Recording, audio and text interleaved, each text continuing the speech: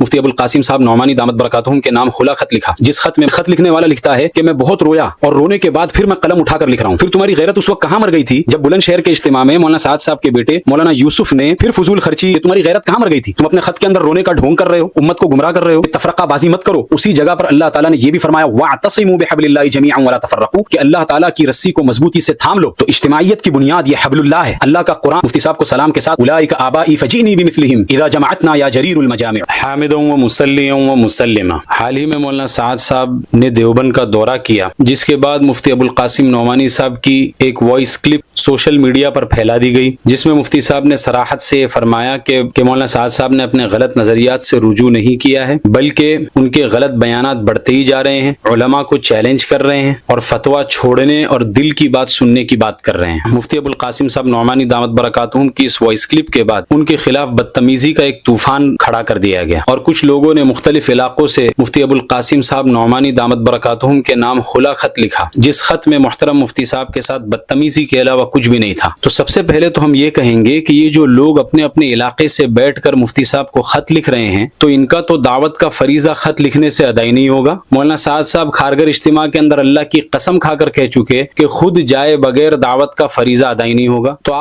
بصیر تبلیغ کا مطلب ہی صرف خدا کی قسم یہ ہے کہ آپ خود جا کر دعوت دیں، اس کے بغیر دعوت کا فریضہ ادا نہیں ہوگا۔ نہ قلم سے، نہ اخبار سے، نہ رسائل سے، نہ موبائل سے، کسی سے بھی فریضہ دعوت کا اللہ کی قسم ادا نہیں ہوگا۔ آپ خود جا کر دعوت دیں گے تو دعوت کا فریضہ ادا ہوگا، ورنہ فریضہ ادا نہیں ہوگا۔ آپ کیوں اپنے حضرت جی کی بات ہی کو نہیں مان رہے ہیں اور اس کو ٹھکرا کر اپنے اپنے علاقوں میں اپنے اپنے گھروں سے بیٹھ کر خطوط لکھ رہے ہیں؟ آپ کو تو چاہیے تھا کہ خود مفتی صاحب کی خدمت کے اندر حاضر ہوتے، دو زانو بیٹھ کر مفتی صاحب سے اپنی بات عرض کرتے۔ خود آپ ہی کے باطل عقیدے کے مطابق آپ کا تو دعوت کا فریضہ ادا ہی نہیں ہوا، تو آپ یہ خط کیوں لکھ رہے ہیں؟ اور جہاں تک مفتی ابوالقاسم صاحب کی وضاحت کا تعلق ہے، تو مفتی ابوالقاسم صاحب نے 100% درست کام کیا مولانا سعد صاحب کے بارے میں، جبکہ پوری دنیا کو معلوم ہے آئے دن وہ اہل السنت والجماعت کے نظریات سے خروج کرتے رہتے ہیں، شذوذ اختیار کرتے رہتے ہیں، اور ان کے غلط بیانات روز بروز بڑھتے ہی چلے جا رہے ہیں۔ تو جب وہ دیوبند آئیں گے تو بہت ممکن ہے کہ عوام کو اس بات کی غلط فہمی ہوگی کہ انہوں نے اپنے سارے غلط بیانات اور سارے غلط عقائد سے رجوع کر لیا ہے۔ اس لیے مفتی صاحب کی یہ وضاحت بالکل بجا اور درست ہے، تاکہ عوام کو گمراہی سے بچایا جائے، تاکہ لوگوں کو معلوم ہو جائے کہ مولانا سعد صاحب کے غلط نظریات یہ اعلی حال ہی باقی ہیں اور انہوں نے اس سے رجوع نہیں کیا۔ دوسری بات یہ کہ یہ خط لکھنے والے بڑی دینی غیرت کا اظہار کر رہے ہیں اپنے خط کے اندر۔ ایک خط لکھنے والا لکھتا ہے کہ میں بہت رویا اور رونے کے بعد پھر میں قلم اٹھا کر لکھ رہا ہوں۔ بڑی دینی غیرت اور حمیت کا اظہار کر رہے ہیں، امت کی اجتماعیت کے ٹوٹنے کا درد کا اظہار کر رہے ہیں۔ تو ان سے میں یہ کہوں گا کہ تمہاری غیرت اس وقت کہاں گئی تھی جب اورنگ آباد کے اجتماع میں مولانا سعد صاحب فضول خرچی کے اوپر بیان کرتے ہوئے سیاق کے اندر آپ صلی اللہ علیہ وسلم کی مثال کو بیان کیا؟ شادی میں اسراف سے بچو، شادی میں اسراف سے بچو، جتنا اسراف زیادہ ہوگا اتنی اذیت زیادہ ہوگی۔ زینب رضی اللہ عنہ کی شادی کے اس میں آپ نے گوشت روٹی کا انتظام کیا، آپ کی جو شادی آپ کے معمول سے ہٹی، اسی شادی میں آپ کو اذیت ہوئی۔ پھر تمہاری غیرت اس وقت کہاں مر گئی تھی جب بلند شہر کے اجتماع میں مولانا سعد صاحب کے بیٹے مولانا یوسف نے پھر فضول خرچی کے عنوان پر بیان کرتے ہوئے آپ صلی اللہ علیہ وسلم کا تذکرہ اس میں کیا؟ پھر تمہاری دینی غیرت اور حمیت کہاں مر گئی تھی کھارگر کے اجتماع کے اندر، جب اللہ کی قسم کھا کھا کر آپ صلی اللہ علیہ وسلم کے دین کے بیسک سٹرکچر پر ہاتھ لگا رہے تھے مولانا سعد صاحب اور مطلق کو مقید کر رہے تھے؟ پھر تمہاری دینی حمیت اور غیرت کو اس وقت کیا ہوا جب مولانا سعد صاحب قرآن میں منمانی تحریف، تفسیر بالرائے اور قرآن کی آیتوں میں اپنی طرف سے جھوٹ ملا کر لاکھوں کے مجمع میں بیان کر رہے تھے کہ خود جائے بغیر دعوت کا فریضہ ادا نہیں ہوگا؟ قرآن نے صاف اعلان کیا ہے الذین یبلغون رسالات اللہ ویخشونہ ولا یخشون احدا الا اللہ، جو اللہ کے دین کے پیغام کو لوگوں تک خود پہنچاتے ہیں۔ یہ بالکل میں قرآن کی آیت کا صاف ترجمہ کر رہا ہوں کہ دوسروں تک بذات خود دین کی دعوت پہنچائے بغیر میں اللہ کی قسم کھا کر آپ سے کہتا ہوں کہ مسلمان دین پر باقی نہیں رہ سکتے۔ قرآن نے شرط لگا دی ہے، میں تو آپ سے کھل کر کہہ رہا ہوں، قرآن نے شرط لگا دی ہے ان تنصروا اللہ ینصرکم ویثبت اقدامکم، اگر تم اس کے دین کے داعی ہو، میں ترجمہ کر رہا ہوں جس طرح قرآن کا، آپ غور سے سننا، اگر تم اس کے دین کے داعی ہو تب تو وہ تمہاری مدد کرے گا باطل کے خلاف۔ اور تمہاری دینی حمیت اور امت کی اجتماعیت کا درد اس وقت کہاں غائب ہو گیا تھا جب مولانا سعد صاحب امت سے علماء کو توڑ رہے تھے اور اپنے بیانات کے اندر یہ کہہ رہے تھے کہ علماء کی گدیوں کے اوپر شیطان سوار ہے اور علماء کی کمائی رنڈیوں کی کمائی سے بدتر ہے؟ تمہاری غیرت کہاں مر گئی تھی؟ اور جھوٹی اور من گھڑت حدیثیں سنا رہے تھے کہ اجرت لے کر تعلیم دینے والوں سے پہلے زناکار عورتیں جنت میں داخل ہو جائیں گی۔ یہ حدیث جھوٹی من گھڑت ہے۔ اس حدیث کی سند میں کذاب اور جھوٹا راوی ہے، حدیث من گھڑت ہے اور اس کے اوپر محرف بھی ہے۔ اور تمہاری غیرت کہاں مر گئی تھی جب مولانا سعد صاحب یہ کہہ رہے تھے کہ ہمارا ایمان انبیاء، صحابہ اور فرشتوں سے بھی بہتر ہے؟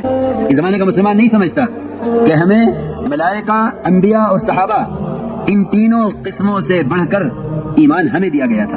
اور اس وقت تمہاری غیرت کو کیا ہوا جب مولانا سعد صاحب یہ کہہ رہے تھے کہ اللہ کے ہاتھ میں ہدایت نہیں ہے، اللہ کے ہاتھ میں اگر ہدایت ہوتی تو اللہ تعالیٰ انبیاء کو کیوں بھیجتا؟ اور اس وقت تمہاری غیرت کہاں گئی جب کھارگھر اجتماع کے اندر مولانا سارے علماء کو چیلنج کر رہے تھے کہ اللہ کی قسم تمہارے پاس کوئی دلیل نہیں ہے اس کے علاوہ کہ ایمان کی تکمیل دعوت کے علاوہ کسی اور چیز سے ہو سکتی ہے؟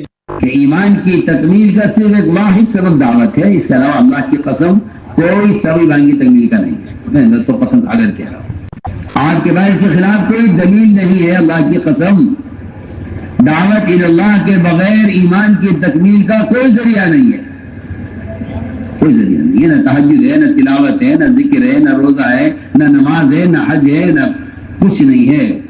جبکہ حدیث ابو داؤد کی موجود ہے جس میں آپ صلی اللہ علیہ وسلم فرما رہے ہیں کہ ایمان کی تکمیل دوسرے اعمال سے ہو سکتی ہے۔ حضرت عمر بن عبدالعزیز کی روایت موجود ہے جس سے صاف پتہ چلتا ہے کہ ایمان کی تکمیل دوسرے بہت سے اعمال سے ہو سکتی ہے۔ تمہاری غیرت کہاں مر گئی تھی؟ تم اپنے خط کے اندر رونے کا ڈھونگ کر رہے ہو، امت کو گمراہ کر رہے ہو، بڑی دینی غیرت اور حمیت کا مظاہرہ کر رہے ہو۔ جب دین کا کھلواڑ بنایا جائے، جھوٹی حدیثیں لاکھوں کے مجمع کے اندر بیان کی جائے، دین کے مطلق احکام کو مقید کیا جائے، قرآن کے اندر منمانی تحریف اور تفسیر بالرائے کی جائے، قرآن کی آیتوں میں جھوٹ قصدن ملا کر اپنی طرف سے لاکھوں کے مجمع کے اندر بیان کیا جائے، تب تمہاری دینی حمیت نہیں جاگتی؟ تمہاری دینی غیرت کے اندر اس وقت جوش نہیں آتا؟ لیکن مولانا سعد صاحب کے خلاف کوئی چوں بھی کر دے تو 100 فٹ اوپر اچھل جاتے ہو اور اپنے خطوط لکھ لکھ کر رونے دھونے کا ناٹک کرتے ہو اور امت کی اجتماعیت کی جھوٹی دہائی دیتے ہو۔ امت کی اجتماعیت کی دہائی تم نے اس وقت کیوں نہ دی جب مولانا سعد صاحب یہ کہہ رہے تھے کہ مسجد کے باہر دعوت دینا خلاف سنت ہے؟ میں بار بار نظام الدین سے یہ بات ساتھیوں سے بھی مجلس سے بھی عرض کر رہا کہ ہمارے گشتوں کا مقصد مسجد میں لانا ہے۔ گھروں پر، دکانوں پر، چوپالوں پر، پارکوں میں، ہوٹلوں میں باتیں کرنا یہ خلاف سنت ہے۔ نہ یہ صحابہ کا طریقہ ہے، نہ یہ نبیوں کا طریقہ ہے۔ اور اہل السنت والجماعت کے عقائد سے خروج کر رہے تھے۔ اور تمہاری غیرت کہاں مر گئی تھی جب مولانا سعد صاحب یہ کہہ رہے تھے کہ ہر سال کے 4 مہینے اللہ کا امر سمجھ کر لگاؤ، اور ہر سال 4 مہینے اللہ کا امر سمجھ کر، اللہ کا امر سمجھ کر ہر سال 4 مہینے ہمیں اللہ کے راستے خروج کے لیے۔ دین تو 1450 سال پہلے مکمل ہو چکا، یہ نیا اللہ کا امر کب آیا اور کس کو وحی آئی کہ ہر سال کے 4 مہینے اللہ کا امر ہے؟ تمہاری دینی غیرت کہاں گئی؟ اور تمہاری دینی غیرت اس وقت کہاں گئی جب مولانا سعد صاحب یہ کہہ رہے تھے کہ 6 نمبر پورا دین ہے، جو 6 نمبر کو پورا دین نہ سمجھے اس سے بڑا بیوقوف کوئی نہیں۔ ورنہ جو 6 نمبر جن کو بیان نہیں کرنے آتے نا، وہ یہ کہتے ہیں کہ 6 نمبر پورا دین نہیں ہے۔ میرے نزدیک ان سے زیادہ بیوقوف کوئی نہیں جو یہ کہے کہ 6 نمبر پورا دین ہے، اور کہہ رہے ہیں کہ تم اپنے ہی دہی کو کھٹا سمجھ کر بیچ رہے ہو، یعنی تمہارا دہی اگر کھٹا بھی ہو تو لوگوں کو جھوٹ بولو اور میٹھا بول کر بیچ دو۔ کہاں گئی تمہاری دینی غیرت؟ اور اس وقت تمہاری دینی غیرت کہاں گئی تھی جب عبداللہ ابن رواحہ کے واقعے سے باطل استدلال کر کے مولانا سعد صاحب یہ کہہ رہے تھے کہ جب ایک میاں بیوی کا گھر بغیر جھوٹ کے نہیں چل سکتا تو اتنا بڑا دعوت کا کام بغیر جھوٹ کے کیسے چلے گا؟ اگر اس تعویل اور جھوٹ کے بغیر ایک گھر نہیں چل سکتا تو پوری دنیا کام چلے گا؟ سوچو، جس گھر سے 2 میاں بیوی متعلق ہیں، صرف 2 فرد، ان کا گھر نہیں چل سکتا اس کے بغیر۔ یعنی دعوت اور تبلیغ کرنے کے لیے جھوٹ بولو، کہاں گئی تمہاری دینی غیرت؟ اور 6 نمبر پورا دین ہے، اس کے تعلق سے امریکہ کے ایک مفتی منیر اخن صاحب وہ مولانا سعد صاحب کا دفاع کر رہے ہیں اور ٹی وی پر بیٹھ کر اپنا ویڈیو اپلوڈ کر رہے ہیں، یوٹیوب کے اوپر اپنے ویڈیو ڈال رہے ہیں۔ مولانا سعد صاحب کے عقائد کو اگر آپ مان لیں گے تو آپ کا تو تبلیغ کا فریضہ اس طرح ویڈیو ڈالنے سے ادا ہوگا ہی نہیں۔ اور تمہاری دینی غیرت کہاں گئی تھی جب موسیٰ علیہ السلام کی شان میں مولانا سعد صاحب نے گستاخی کی تھی؟ اس وقت کیوں تم نے مولانا سعد صاحب کو خط نہیں لکھا کہ آپ اس طرح نبی کی شان میں گستاخی کیوں کر رہے ہو؟ سلیمان علیہ علیہ السلام کی شان میں جب گستاخی کی تو رو رو کر مولانا سعد صاحب کو خط کیوں نہیں لکھا؟ یوسف علیہ السلام کی شان میں جب گستاخی کی اس وقت مولانا سعد صاحب کو خط کیوں نہیں لکھا؟ تمہاری دینی غیرت کہاں مر گئی تھی؟ دین محمدی پر جب حملہ کیا جاتا ہے تو تمہارے کانوں میں جوں بھی نہیں رینگتی؟ کھارگھر اجتماع کے اندر بھی جتنے علماء شریک تھے میں ان سے بھی سوال کرتا ہوں کہ جو جاہل اور عوام اس اجتماع کے اندر شریک تھے وہ تو بیچارے معذور تھے، لیکن جو علماء شریک تھے کل قیامت کے دن اللہ تعالیٰ ان سے پوچھیں گے کہ اسٹیج پر بیٹھ کر ایک شخص اللہ کی قسم کھا کھا کر مطلق کو مقید کرتا رہا اور تم سارے علماء بیٹھ کر سنتے رہے، تمہارے کانوں پر جوں تک نہ رہیں گی، تمہاری دینی غیرت اور حمیت کا جنازہ